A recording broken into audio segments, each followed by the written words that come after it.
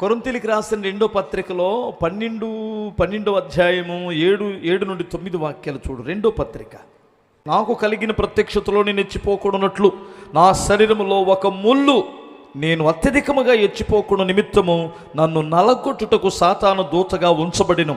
అది నా యొద్ద నుండి తొలగిపోవలనని దాని విషయమై మమ్మారు ప్రభువుని వేడుకుంటుని. అందుకు నా కృప నీకు చాలును, బలహీనతల యందు నా శక్తి నీకు పరిపూర్ణమవుతుందని ఆయన నాతో చెప్పెను. నా కృప ఇక్కడ ఏమంటాడంటే, నా శరీరంలో ఒక ముళ్ళు ఉంది, ఆ ముళ్ళు నేను భరించలేని నాయన తొలగించమని ప్రార్థన చేశా. ప్రభు ఏమంటాడంటే,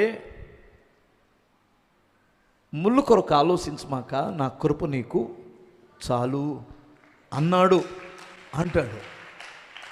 ఇక్కడ గుర్తుపెట్టుకోవాల్సింది ఏమిటంటే, ముళ్ళు రోగం. ముళ్ళు నీలో ఉన్న రోగం, నీలో ఉన్న క్యాన్సర్ అయి ఉండొచ్చు, నీలో ఉన్న HIV అయి ఉండొచ్చు, నీలో ఉన్న షుగరో, బీపీయో, థైరాయిడో, గుండె జబ్బో, కిడ్నీ జబ్బు ఏదో అయి ఉండొచ్చు. కొన్ని వ్యాధులు పోవు. నువ్వు అనుకుంటున్నావు యేసు ప్రభువుని నమ్ముకున్నాను, నాకు ఈ రోగం బావచ్చు కదా. పోదు. పోనంత మాత్రాన నువ్వు పోవు. నువ్వు పోనివ్వకుండా నేను కాపాడుతాను. ఎందుకో తెలుసా? నా కృప నీకు తోడై ఉంది. నిన్ను బ్రతికించే కృప. ఏం కృప ఇది? నిన్ను బ్రతికిస్తున్న కృప. నువ్వెప్పుడూ చచ్చిపోవాలి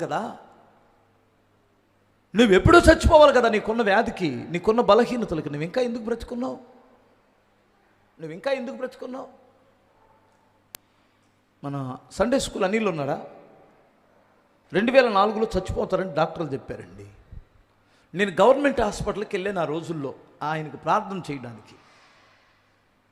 మంచంలో కనపడకుండా ఉన్నాడు. అంటే అంతకాలు ఓన్లీ ఎముకలు మాత్రం అస్థిపంజరంలాగా ఉన్నాడు అతడు. రోజులు లెక్క పెట్టుకునే మనిషి. 2004 అంటే ఇప్పుడు 20 సంవత్సరాలు సజీవంగా ఉన్నాడు. కృతజ్ఞత కలిగి ఆనాటి నుండి ఈనాటి వరకు సండే స్కూల్ పనిచేస్తున్నాడు అతడు. ఆయనతో పాటు ఆ వ్యాధి వచ్చినటువంటి వాళ్ళు ఎప్పుడూ పోయారు. ఈయన బోలా. కారణం ఏంటంటే ఆయనకు తోడై ఉన్న దేవుని కృప. నువ్వు ఇక్కడికి వచ్చి ఏమడుగుతున్నావు? ప్రభువా, నువ్వు గొప్ప దేవుడు అయితే, నువ్వు సర్వశక్తి గల దేవుడు అయితే నా దీర్ఘకాలిక వ్యాధిని తీసేయచ్చు కదా. ఎవడన్నాడు? ఉన్నాయి. అది ఏం చేసిద్దో నేను చూస్తానంటాడు దేవుడు.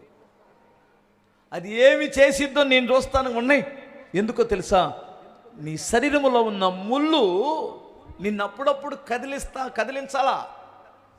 ముళ్ళు కదిలిస్తే కానీ నువ్వు అణిగిమణిగొండవు, లేదంటే ఎచ్చిపోతావు. అదే అన్నాడు, నాకు కలిగిన ప్రత్యక్షతలన్నీ ఇన్ని కాదు, నేను హెచ్చింపబడతానని, గర్విష్ఠుడునవుతానని, నేను అందనంత దూరంలో దేవునికి అందకుండా వెళ్ళిపోతానని దేవుడు నా శరీరంలో ఒక ముళ్ళు ఉంచాడో.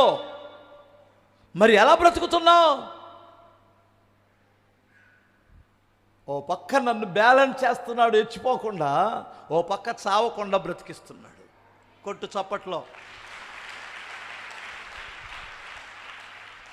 హెచ్చిపోకుండా ఒక పక్కేమో బ్యాలెన్స్ చేస్తాడు, చావకుండేమో కాపాడుతాడు.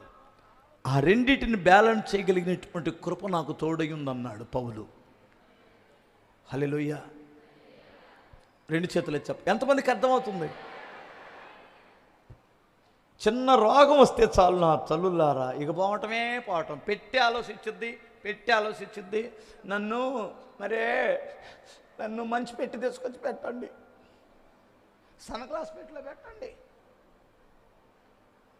నన్ను ఆనందపేటలోనే పాతి పెట్టండి. చచ్చిన తర్వాత నేను ఆనందపేటలో పాతి పెడితేనేమి, ఏటగ్రహంలో పాతి పెడితేనే, ఎక్కడైతేనే. నువ్వు చూసి వచ్చావా? సరే, నువ్వు చచ్చిన తర్వాత ఆనందపేటలో కాకుండా ఇక్కడ పెడుతున్నారు. ఆగాగో, ఎక్కడికి తెస్తున్నారేంటి అంటావా? చెప్పరేటమ్మా. నువ్వు బ్రతుకున్నప్పుడు కదా నీకు కృప కావాలి. హల్లెలూయా. ఎప్పుడు కావాలి నీకు కృప? ఈ కృప